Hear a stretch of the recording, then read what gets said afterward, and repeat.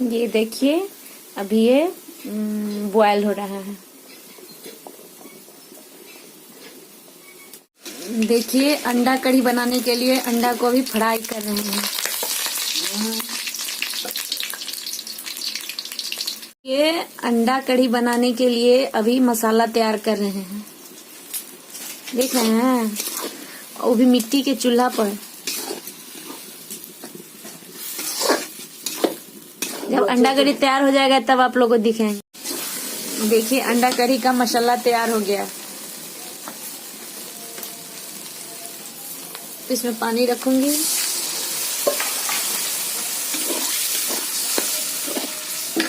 और ये अंडा गिराया।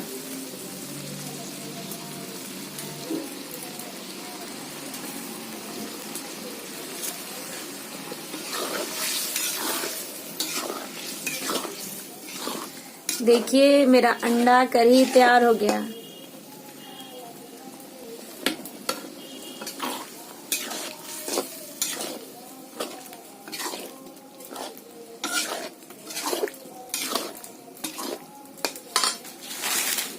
अब बस 10 मिनट में तैयार हो जाएगा।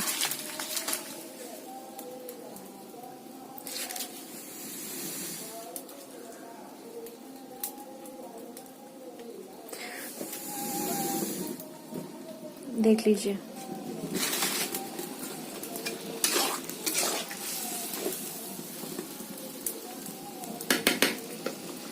तैयार हो गया अंडा कढ़ी। देखिए तैयार हो गया। आप लोग बताइएगा कैसा लगा।